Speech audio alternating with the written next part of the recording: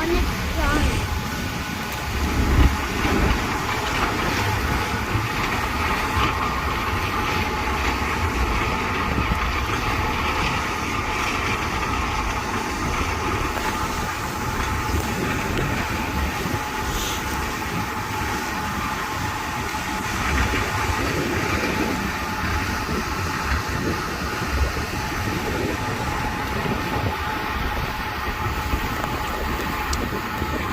এখানে এই ইরি লেকের পানিটা, এই যে টাওয়ারগুলো দেখা যাচ্ছে যে এইগুলা নিচে দিয়া অনেক মোটা পাইপ আছে যেগুলা দিয়া এই ইরি লেকে থেকে পানি যায় ইরি পাওয়ার প্ল্যান্টের দিকে।